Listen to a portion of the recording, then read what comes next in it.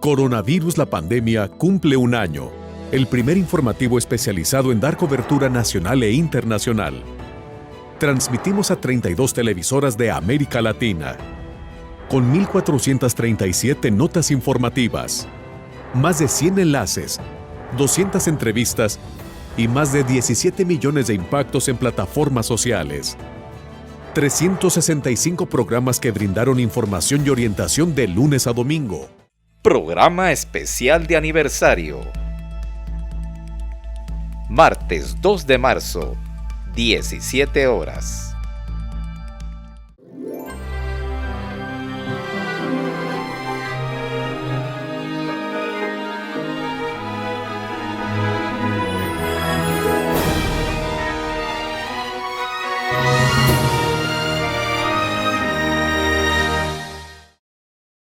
Coronavirus, la pandemia. ¿Cuáles son los síntomas? ¿Cómo se transmite? ¿Qué puedo hacer para protegerme y prevenir la propagación de la enfermedad? Nuevo padecimiento que ha encendido las alarmas de los sistemas de salud. Coronavirus, la pandemia.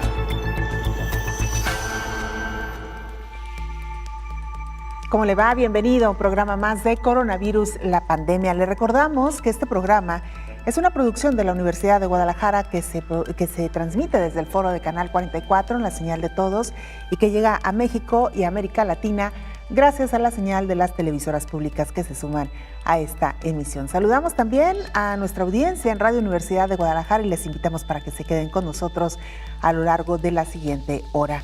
Hoy con un programa muy especial estamos y haremos un repaso de lo que ha sido la pandemia en México en su primer año.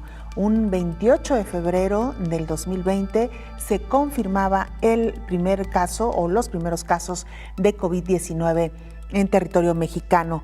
Estos casos que después desencadenarían la gran cantidad de personas que han resultado contagiadas hasta este momento, más de 2 millones en nuestro país. Y a un año de la pandemia en México, este país ocupa hoy por hoy el primer lugar a nivel mundial en cuanto a número de pérdidas humanas, con más de 183,000. Un especialista ya advertía de las consecuencias que traería el virus SARS-CoV-2, incluso se pronuncia por hacer un análisis comparativo con el SARS y el MERS.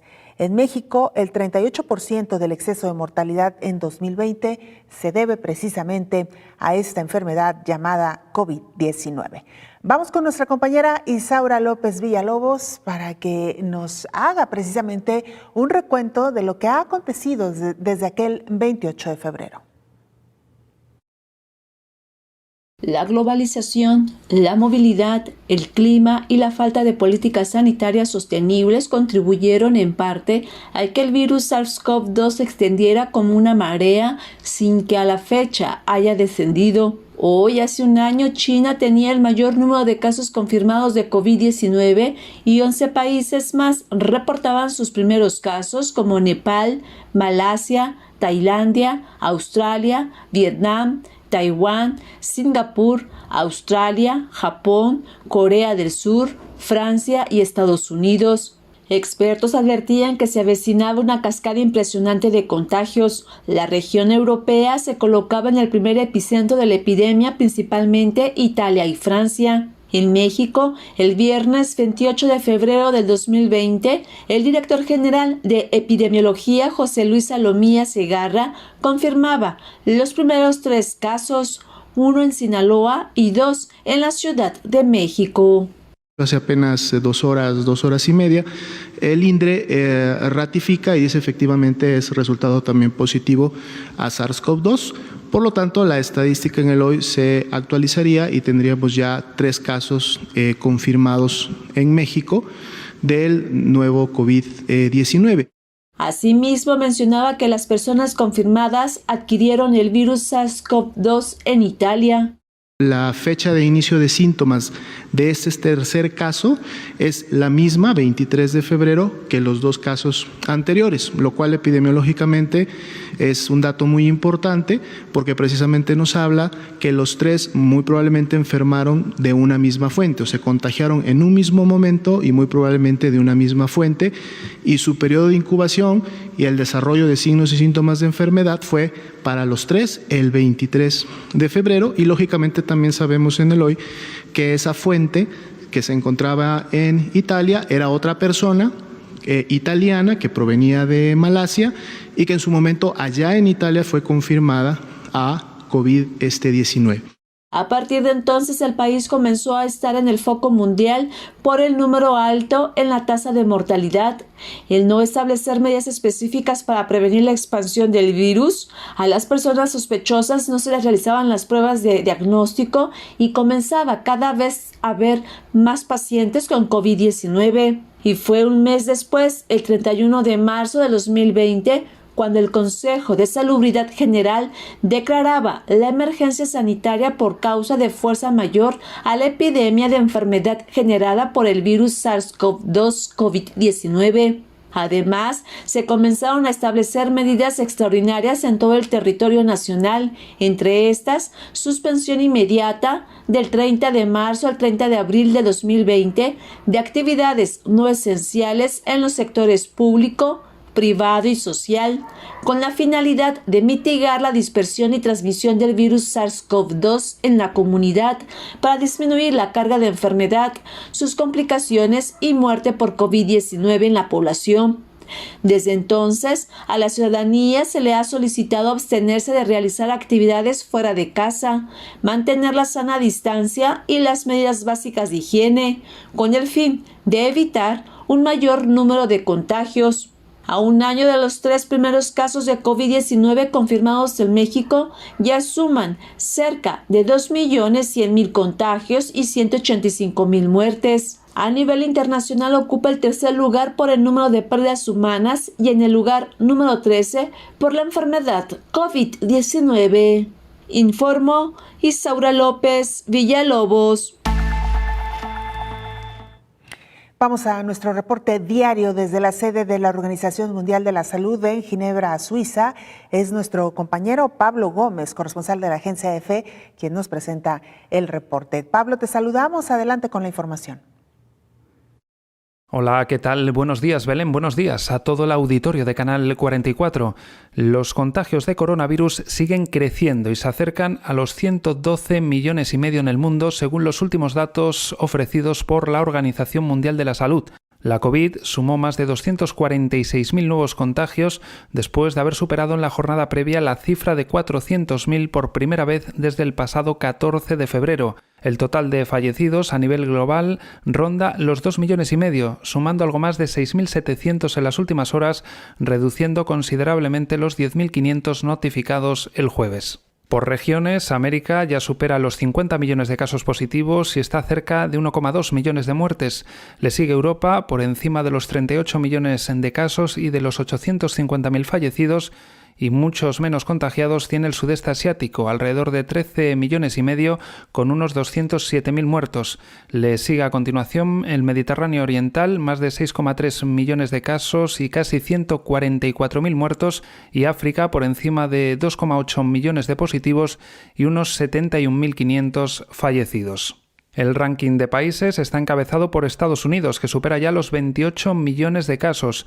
La India sobrepasa los 11 millones, Brasil está por encima de los 10,3 millones y Rusia y Reino Unido sobrepasan ambos los 4 millones. En cuanto a número de fallecimientos, Estados Unidos ya supera el 500.000, Brasil prácticamente se sitúa en los 250.000, México está en torno a los 183.000 y después le sigue India con unos 157.000. Además, la OMS hacía un llamamiento en las últimas horas a priorizar las acciones contra el COVID de larga duración, un fenómeno que afecta a 1/4 parte de los pacientes un mes después de haber superado la infección y a 1 de cada 10 hasta 12 semanas más tarde.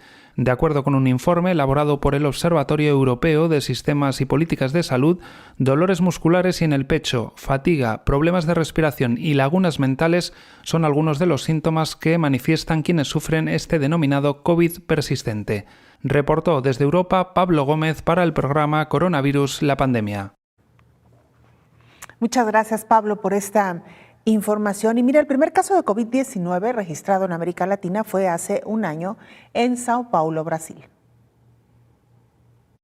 Ha pasado un año desde que el coronavirus llegó a América Latina. cuando Brasil confirmó el primer caso en Sao Paulo el 26 de febrero del 2020. Luego de un mes, los países de la región cerraron las escuelas y cerraron negocios, además de que se implementaron varias restricciones para intentar controlar la pandemia. Lamentablemente no fueron suficientes, ya que el total de muertes por COVID-19 en la región ya habían rebasado las 600,000 a finales del mes pasado. En México, el 28 de febrero del 2020, el subsecretario de Salud, Hugo López-Gatell, confirmaba el primer caso de COVID en el país, en la Ciudad de México. A partir de ese momento, como en cascada, comenzaron los casos y la invitación a quedarse en casa. En el Instituto de Enfermedades Respiratorias detectamos a un caso nuevo que en el curso de las últimas horas de la noche nos informaron que existía una prueba reactiva. Esto en su momento lo informamos vía Twitter y nos pusimos en contacto con los medios y estaba pendiente hacer la segunda prueba, que es de confirmación por parte del Laboratorio Nacional de Referencia, el INDRE. Esto ocurrió, fue un proceso de toda la noche y en casi las 6 de la mañana salió ya el resultado y se confirma también. De modo que tenemos ya un caso confirmado de coronavirus. Este consideraríamos que es el caso índice. El individuo está en condiciones de salud estable, tiene una enfermedad leve. Leve se refiere a que no tiene neumonía, tiene los síntomas parecidos a un catarro, de hecho indistinguibles de un catarro, no tiene enfermedades previas, es un individuo joven, de modo que es de muy bajo riesgo. El funcionario dijo también que la enfermedad no era grave, que se parecía a un catarro común. A las 2 semanas de este primer caso confirmado, el gobierno federal mandó cerrar las escuelas, alargando las vacaciones de Semana Santa y Pascua el año pasado, y hasta la fecha no han regresado a los salones de clases en casi todo el país. También se frenaron las actividades y servicios de los gobiernos federales y estatales. Además, la confirmación de casos de coronavirus en el país llevó a cientos de personas a farmacias, supermercados y almacenes, en la búsqueda de mascarillas, gel desinfectante, productos de limpieza como papel de baño, entre otros productos. A 12 meses de que llegó la COVID al país, se han contagiado ya más de 2 millones de personas confirmadas por pruebas de laboratorio. Sin embargo, los casos estimados son muchos más y ya ha cobrado la vida de casi 185,000 mexicanos, la mayoría de ellos adultos mayores. La primera muerte en el continente por la infección en la región se anunció en Argentina el 7 de marzo, informó Rocío López Fonseca. La Secretaría de Salud Federal en México informó que el número de muertos por coronavirus llegó a 183,692 y casos activos estimados de la nueva cepa de coronavirus se ubican en los 51,030 y en la enfermedad coronaria ya suman 2,609,000 casos confirmados. En las últimas 24 horas, el país sumó 877 muertes por coronavirus y 8,462 casos confirmados. Con relación al Plan Nacional de Vacunación, la Dirección General de Epidemiología informó que a nivel nacional fueron aplicadas 162,233 dosis de la vacuna contra COVID-19 a adultos mayores. Desde que inició la estrategia, se han aplicado un total de 2,088,813 dosis. Y en México, el 38% del exceso de mortalidad en 2020 se debe precisamente a esta enfermedad COVID-19. De acuerdo con la tendencia del 2015 al 2019, en México se esperaban 723,000 muertes en 2020. Sin embargo, el año pasado la mortalidad en el país aumentó 45%. El exceso de mortalidad fue de 326,609 personas en 2020, de las cuales 38% fue a causa del virus SARS-CoV-2, con 126,850 fallecimientos en el año. Esos 126,000 muertos representan el doble de lo que el gobierno mexicano había proyectado como su escenario catastrófico a consecuencia de la COVID. Esto sin contar que en lo que va del año ya murieron otros 60,000 mexicanos a causa de esta enfermedad. El exceso de mortalidad se calcula de la siguiente manera. Se toman en cuenta las defunciones esperadas con respecto a lo que ya ha pasado en los últimos años. El Instituto Nacional de Estadística y Geografía hace una estimación de cuánto podría ser la cifra de muertes que se hubieran esperado en este año, independientemente de la pandemia. Por otra parte, están las defunciones observadas. Es una base de datos de los registros civiles de cada una de las 32 entidades federativas y en este caso se toman en cuenta los certificados de defunción. Una vez que se tienen estos dos números, se restan las muertes observadas respecto a las que se hubieran esperado. De esta forma se estima el exceso de mortalidad, informó Elizabeth Ortiz. Hacemos nuestra primera pausa, no sin antes recordarle las formas de hacer contacto, @Canal 44 TV en Twitter y Facebook o a través de WhatsApp en el 33 22 42 06 90. Una pausa breve, regresamos.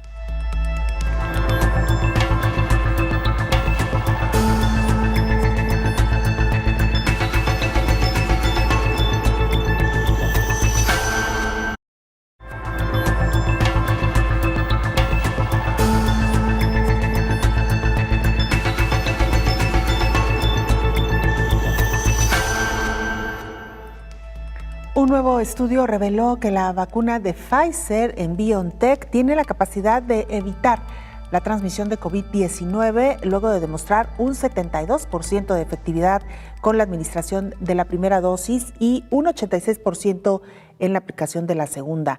Expertos señalan que el biológico fue eficaz frente a la variante B1.1.7, una de las que más preocupa a la comunidad científica por su facilidad de propagación. Los investigadores del Public Health England estudiaron a 23,000 voluntarios, la mayoría trabajadores de la salud de hospitales públicos en Reino Unido, que ya formaban parte de un estudio simultáneo en el que se evaluó la inmunidad a largo plazo. En esta ocasión, los expertos estudiaron la capacidad de la vacuna del gigante farmacéutico para prevenir la infección del SARS-CoV-2. Le contábamos la semana pasada una de las noticias que sin duda alguna acaparó muchos titulares, la confirmación de COVID-19 en el subsecretario de Salud, Hugo López-Gatell, quien, como usted sabe, es el encargado de manejar la pandemia en México. López-Gatell, al inicio del padecimiento, informó que transitaba por la enfermedad de forma leve. Sin embargo, en los últimos días se supo que había necesitado oxígeno suplementario. Ayer se aclaró que sí había necesitado oxígeno suplementario, pero que su salud sigue siendo buena.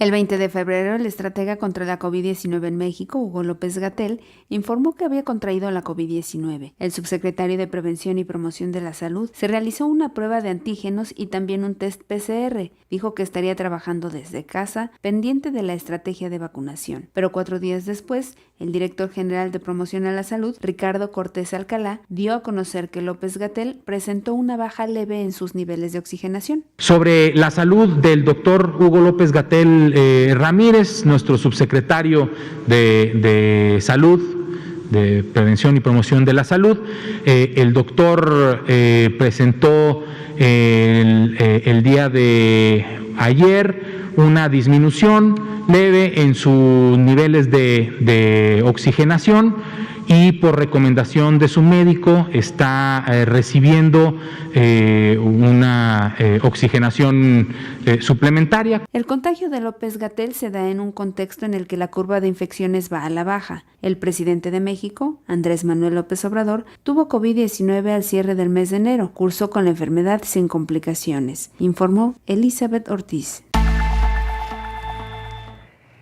Vamos a Colombia, saludamos a nuestro compañero Alfredo Durán, periodista del Sistema Informático Oriente Noticias Colombia. Alfredo, cuéntanos qué sucede hoy por hoy en este país, cómo avanza el número de contagios y cómo van también las estrategias que se han instaurado. Te saludamos, adelante con la información.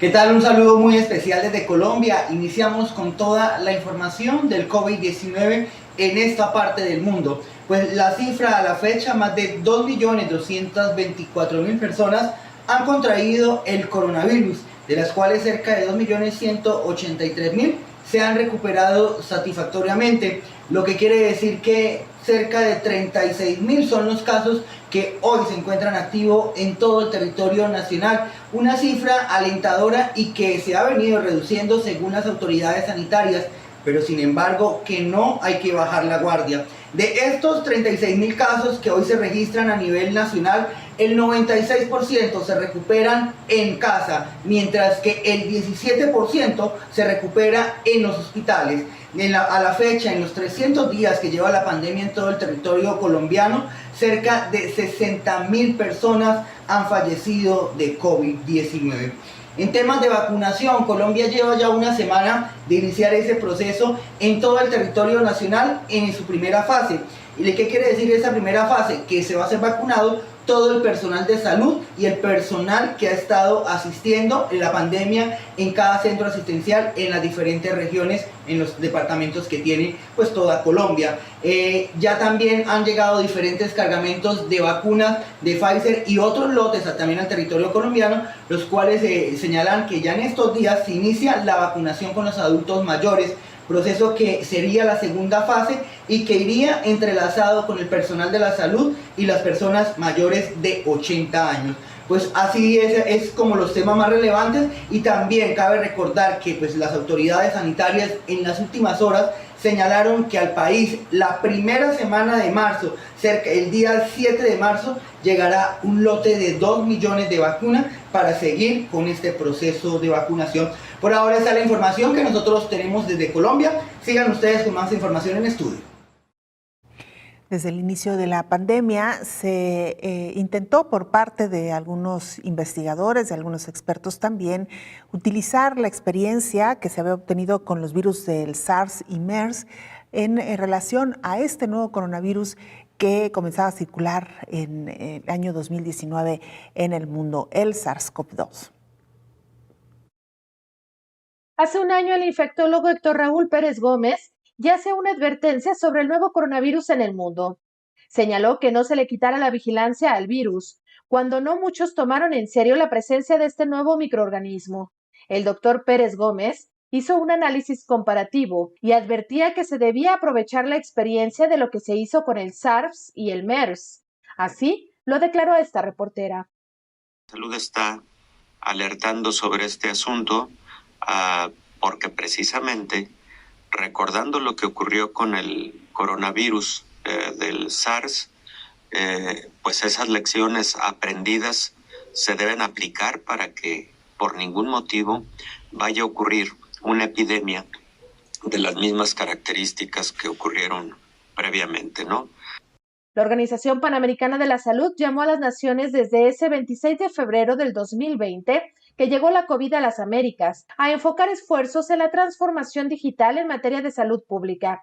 Además, destacó que la pandemia por COVID-19 ha dejado en claro la necesidad de que los sistemas de salud sean más resilientes, interdisciplinarios, intersectoriales e interconectados. El organismo panamericano también advirtió que a 2 meses de ese primer caso registrado en Brasil y México, el avance rápido del virus en la región era peligrosamente acelerado, y aseguró que ya en ese momento, a 2 meses, América Latina estaba ya como Europa en su momento más álgido en cuanto al progreso de la enfermedad, informó Rocío López Fonseca. Gracias, Rocío. Y precisamente saludamos en esta mesa de trabajo al infectólogo Héctor Raúl Pérez Gómez. Doctor, bienvenido. Muchas gracias, Belén. Buen día. Qué gusto saludarte. Igualmente, doctor. Hablar de la llegada del primer caso de COVID-19 a México, doctor, es hablar también de lo que ha pasado a lo largo de todo este año, que por cierto ha acompañado este programa de coronavirus, la pandemia. La próxima semana estaremos también conmemorando nuestro primer año al aire y implica también, doctor, recapitular, se lo decía a usted porque me acuerdo de muchos momentos en los que usted hizo ciertos pronósticos, ciertas advertencias que después se fueron cumpliendo. Y justo me gustaría empezar con esto que le declaraba usted a nuestra compañera Rocío López Fonseca en enero del 2020, de cómo era importante considerar lo que había sucedido con MERS y SARS. Si lo hubiéramos hecho, doctor, quizá estaríamos contando una historia muy diferente. Es muy probable, Belén. Esa entrevista, efectivamente, se la di a Rocío López Fonseca, si mal no recuerdo, un 10 o 12 de enero del 2020. Habían ocurrido 57 casos en todo el mundo de COVID-19. y los 57 estaban circunscritos a Wuhan, en China.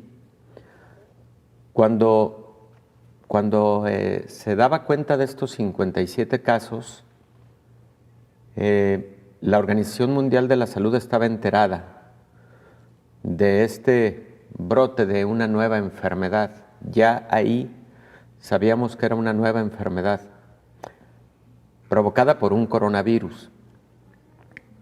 Todavía no tenía el nombre de COVID-19 y hacía referencia y le comentaba a Rocío que teníamos que recordar lo que ocurrió con el SARS de 20 años previos y con el MERS de 10 años previos en China y en Arabia Saudita respectivamente, para evitar que esta nueva enfermedad se convirtiera en una epidemia.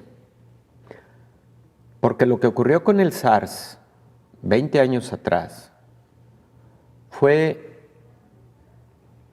un brote en una provincia china de Guangdong y que luego aparece en Canadá, en Alemania, en otros países de la región del continente asiático, y la preocupación con respecto al SARS era particularmente la letalidad, una letalidad del 10%. La del MERS fue una letalidad del 35%. Hubo mucho trabajo internacional para contener el SARS y finalmente con el SARS se tuvieron un total de 8,000 o 9,000 casos, pero con una letalidad del 10%. Y con el MERS una letalidad del 35%, pero ocurrieron 2,000 casos aproximadamente y solo en Arabia Saudita. Entonces, ese 10 de enero que le di la entrevista a Rocío, le comentaba, pues precisamente que los coronavirus son virus de muy alta transmisión, para los cuales no teníamos ningún fármaco, ni para el SARS, ni para el MERS previos, y que por lo tanto debíamos tener mucho cuidado con esta nueva enfermedad que llevaba 57 casos. Creo que la comunidad internacional, pero sobre todo la autoridad sanitaria, internacional incluso, no solamente la Organización Mundial de la Salud y la Autoridad Sanitaria de China, podrían haber generado un cerco rígido para que ese brote no saliera de Wuhan. Sé que es muy fácil decirlo, pero la experiencia del SARS tenía que haberse considerado ante esta nueva patología. Y no teníamos todavía claro qué letalidad iba a tener esta enfermedad. 57 casos y algunos fallecimientos habían ocurrido hasta entonces, pero las letalidades del SARS y el MERS asustaban mucho. Y mira, a la postre, Belén, recordarás que esta enfermedad de COVID-19 llegó a tener una letalidad del 7%. Empezó en 3, subió hasta el 7 global y luego regresó al 3, que es en donde estamos en este momento. Pero en algunos países ha generado una letalidad mayor, como el caso de México, en que llegamos a alcanzar 11% de letalidad. Entonces, sí se tenía esa experiencia. Habían transcurrido 1 mes y medio y todavía eran 57 a 100 casos en China. Y con la disciplina y el tipo de gobierno de la República Popular de China, creo que podría haberse generado un cerco sanitario que no llevara a estos niveles de pandemia que tenemos en este momento. Quizá, doctor, se pensó que sería el desarrollo de los otros virus, por ejemplo H1N1, donde no hubo necesidad de cerrar fronteras tan drásticamente, o en el caso del SARS, del MERS, y no se dimensionó quizá lo que iba a ocurrir. Evidentemente no se sabía lo que iba a ocurrir. Pero regresamos con más de esta historia, si le parece, con doctor. Gusto, Belén. Vamos a la pausa, regresamos.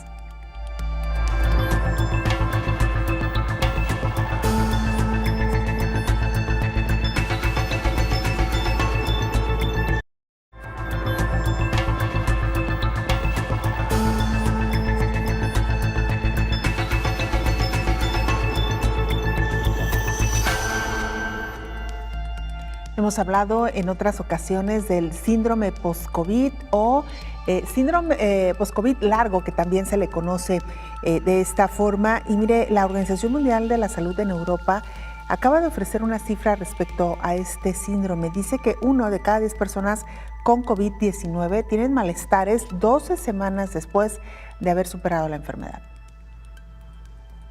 En el reporte más reciente sobre el COVID-19, el director de la Organización Mundial de la Salud en Europa, Hans Kluge, comentó que por segunda semana consecutiva se reportaron menos de 1 millón de casos nuevos debido a que la transmisión continúa disminuyendo en toda la región. La baja en los casos nuevos en el último mes es impulsada por países que han implementado nuevas medidas para ralentizar la transmisión. La disminución de casos nuevos en el último mes es impulsada por países que han implementado nuevas medidas para ralentizar la transmisión. Los nuevos casos notificados se han reducido casi a la mitad desde finales de 2020. Sin embargo, para ponerlo en perspectiva, el número de nuevos casos en la región ahora es 10 veces mayor que en mayo del año pasado. Además, la mayoría de los países tienen niveles altos de transmisión comunitaria. Hay una proporción significativa de los que han sobrevivido a la COVID-19 que se preguntan cuándo se van a recuperar por completo. Son miles de personas que experimentan el COVID prolongado o síndrome post-COVID.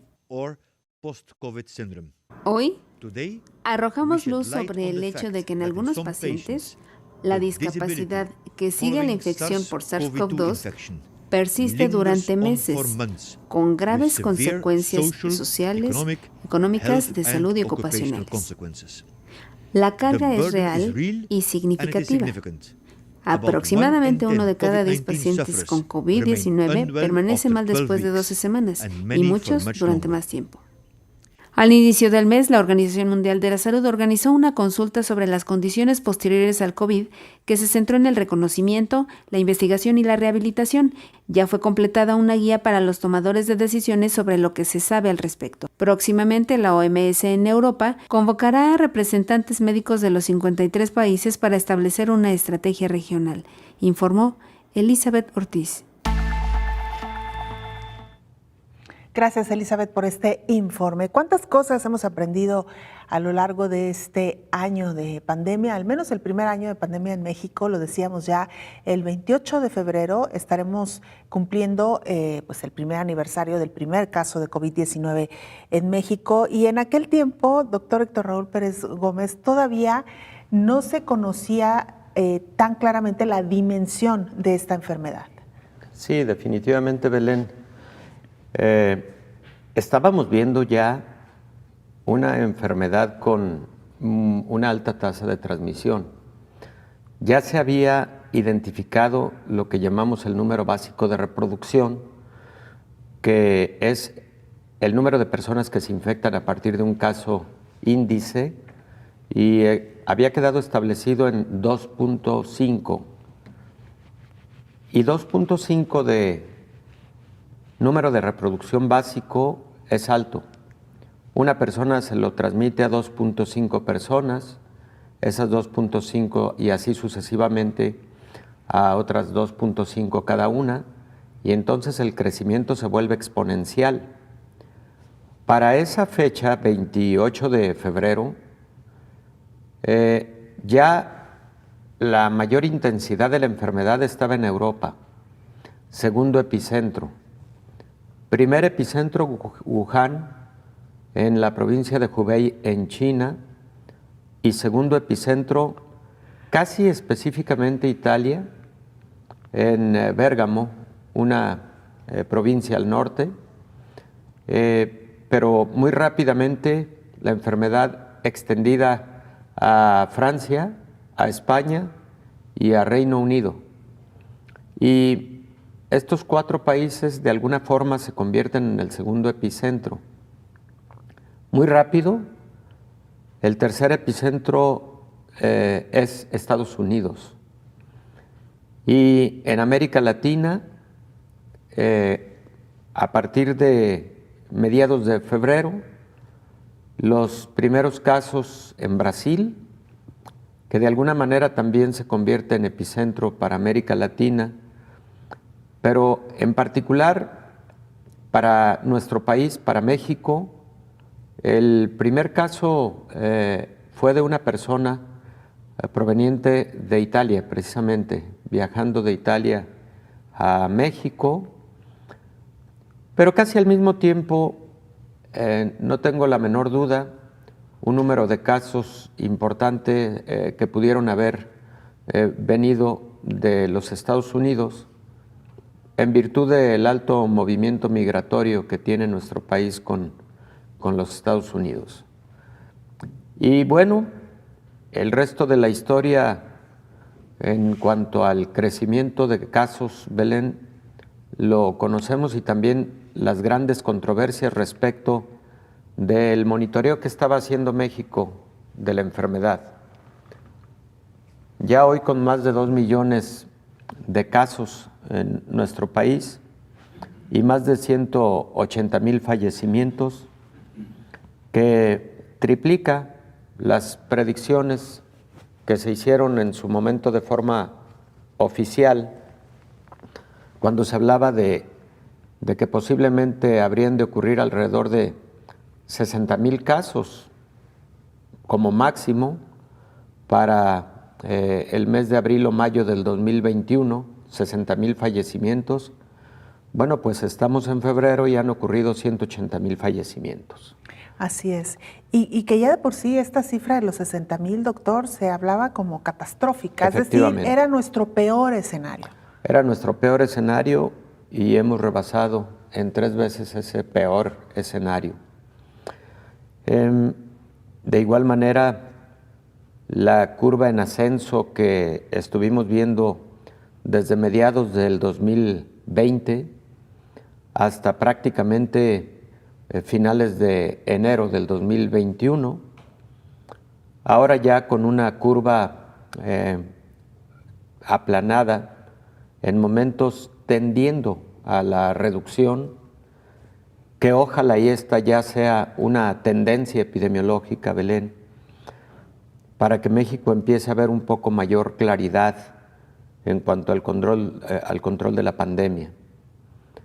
El inicio de la vacunación todavía lento, pero que esperemos tome un mejor ritmo en la medida en que México vaya recibiendo más vacunas de parte de las farmacéuticas con quienes ha firmado convenios, y que la distribución sea también ágil, que exista mucha organización en dicha distribución. A mí me parece que ha sido una muy buena idea que el Ejército Mexicano, la Guardia Nacional, vigile esta distribución, porque creo que ante todavía un escenario de pocas vacunas y por lo tanto todavía lentitud en la aplicación de las vacunas, es fundamental cuidarlas, evitar que existan delitos relacionados con la distribución y aplicación de las vacunas, etcétera, o que existan el surgimiento por ahí de vacunas apócrifas, que llega a ocurrir. Ante crisis ocurren muchas cosas. Entonces, qué bueno que la Guardia Nacional y el Ejército Mexicano están de alguna manera vigilantes de que esa distribución sea en términos de apego a la legalidad, apego a un esquema de vacunación que se ha dictado. Y también celebro mucho que se ha dado apertura ya a que, por ejemplo, universidades públicas en nuestro país estén participando a través de jóvenes voluntarios para agilizar la aplicación de la vacuna en nuestro país.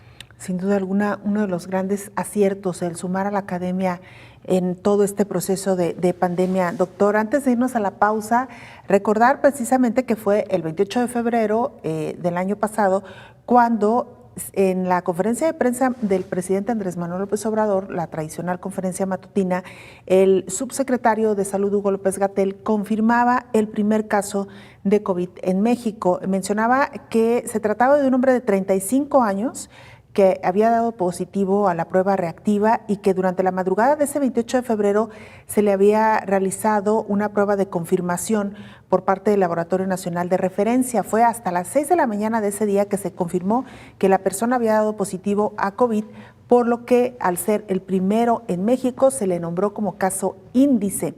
López-Gatell dijo que el paciente se encontraba en estado estable. ¿Dónde se contagió este primer caso? El dato que refieren, como lo decía usted, doctor, fue en un viaje a Bérgamo, Italia, donde hasta ese momento ya se habían registrado algunos casos de COVID. Esta persona estuvo en la Ciudad de México durante la última semana de febrero y al regresar a México comenzó a sentirse mal. Al presentar síntomas, se le refirió precisamente al Instituto Nacional de Enfermedades Respiratorias, donde se le atendió y se le mantuvo en aislamiento. Así que bueno, parte de la historia que hoy estamos recuperando a propósito de esta que podemos llamar efeméride. Vamos a la pausa, regresamos con más.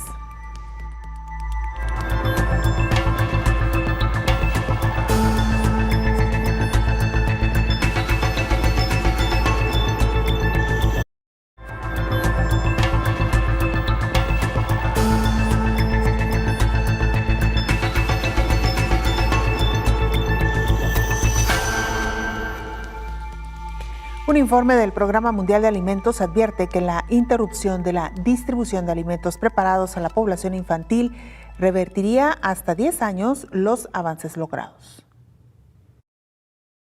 Los esfuerzos por mejorar la nutrición de los niños por medio de un almuerzo gratuito diario en la escuela han sufrido un duro revés a causa de la pandemia de COVID-19 que provocó el cierre generalizado de los centros escolares como medida de emergencia para frenar los contagios del coronavirus. Un informe del Programa Mundial de Alimentos, recién presentado, estima que la interrupción de estos sistemas de distribución de alimentos preparados a los niños más vulnerables revertirá hasta 10 años los avances logrados a nivel global. De acuerdo con la UNICEF, cuando estalló la pandemia, 388 millones de niños en el mundo recibían un alimento al día. El estudio llamado El Estado Mundial de la Alimentación Escolar destaca que el número de menores beneficiados por este programa hasta 2020 era el mayor de la historia. Sin embargo, 199 países cerraron sus escuelas para abril, dejando súbitamente a 370 millones de niños sin un almuerzo que era, para muchos de ellos, su única comida nutritiva o, en ocasiones, su único alimento del día. El documento afirmó que las comidas escolares tienen un gran efecto positivo en la vida de los niños de familias pobres, ya que evitan el hambre, apoyan la salud a largo plazo y ayudan en el aprendizaje, informó Rocío López Fonseca. Gracias, Rocío. ¿Cuántas cosas para reflexionar ahora que estamos recordando la llegada del primer caso de COVID-19 a México, doctor?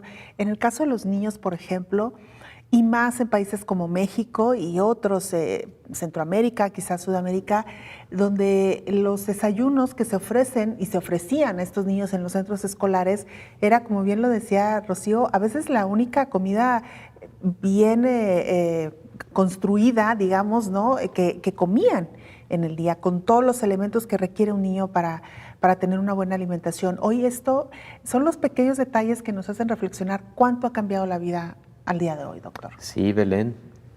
Ese aspecto y también cuánta actividad física estarán haciendo los niños y los adolescentes.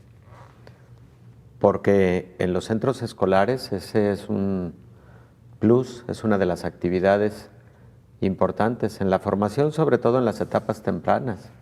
Claro.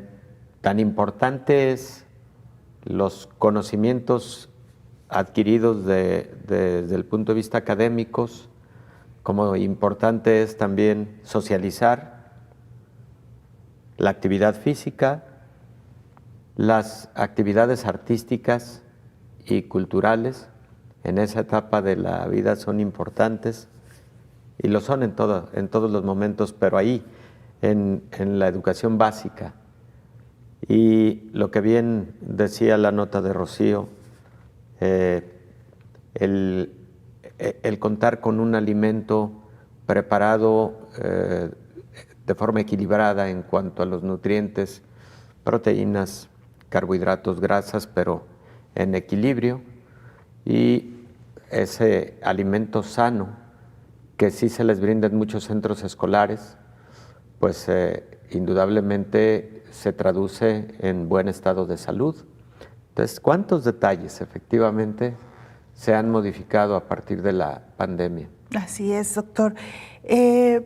Haciendo una retrospectiva, viendo a esta distancia de un año, doctor, de la llegada del primer caso de COVID a México, siempre se dice que se pudieron hacer mejor las cosas.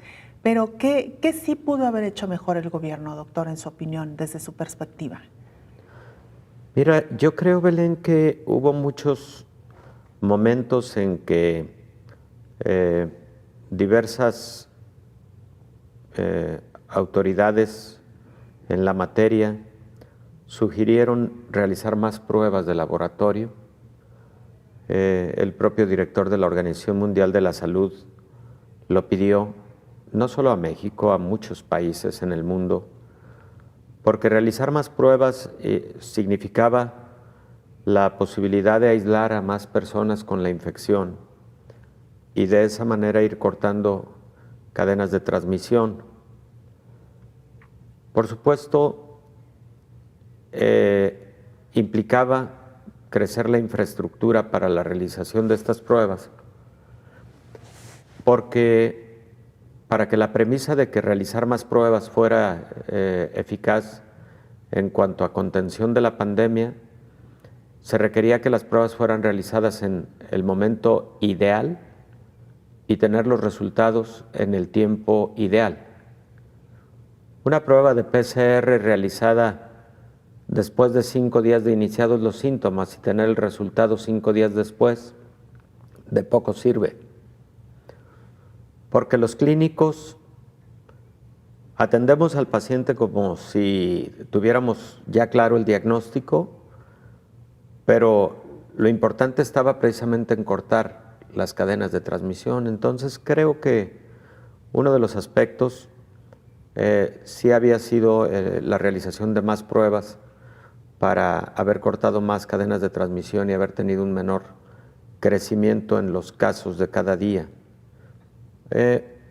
Otro aspecto en el que probablemente pudo haber incidido México con mayor intensidad fue aquellos momentos en que ciertos países tenían mucha intensidad pandémica y en que se pudieron haber limitado los vuelos desde y hacia dichas regiones, dichos países.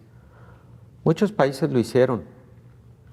Lo hizo Estados Unidos, lo hizo Inglaterra, lo hicieron varios países europeos, lo hizo Nueva Zelanda, lo hizo Australia, lo hizo China. China fue el país que lo hizo primero.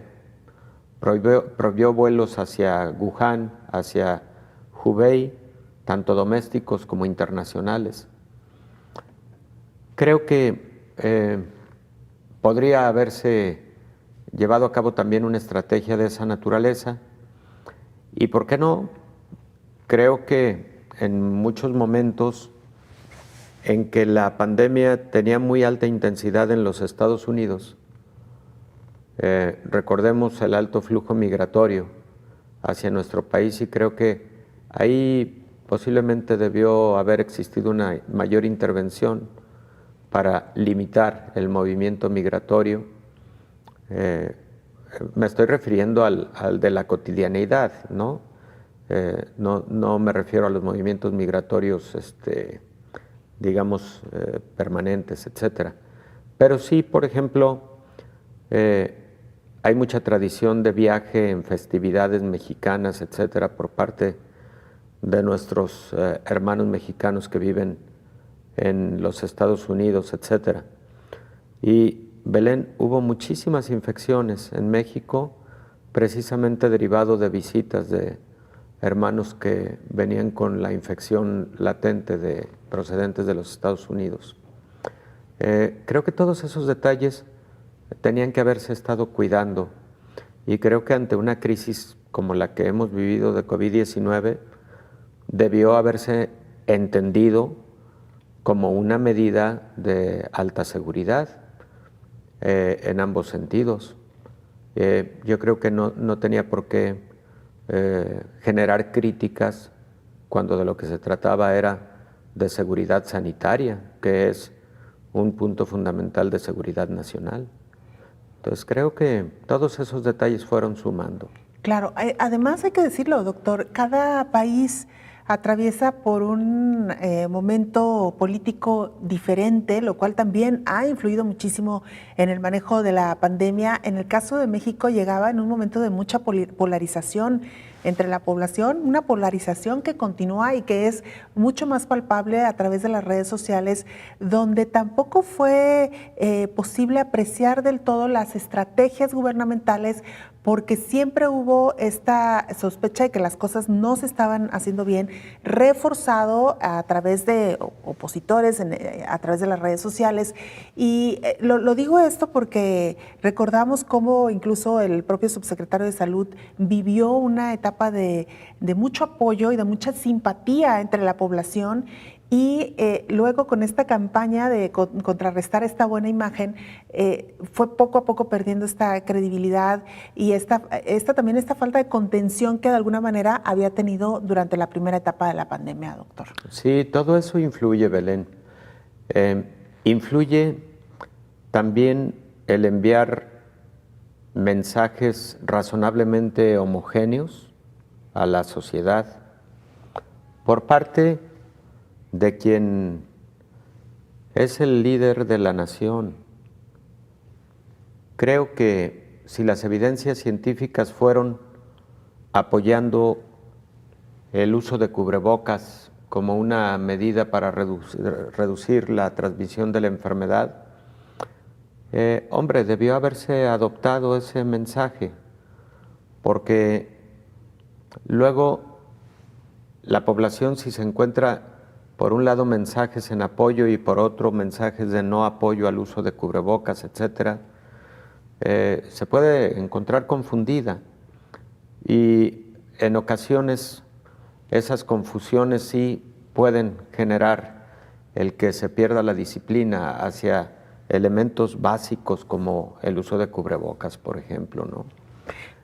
Yo creo que el tener un mensaje muy consistente de cuidados a la población es básico, porque las personas sí entienden en el liderazgo lo que deben hacer, lo que se considera que deben hacer. Claro. Y ahí creo que los mensajes debieron haber sido mucho más orientados y más homogéneos.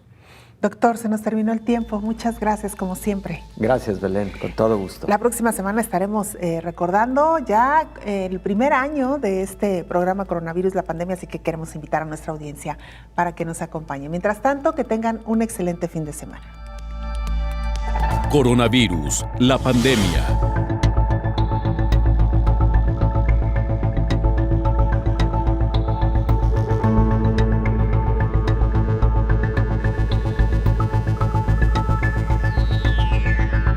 Coronavirus, la pandemia.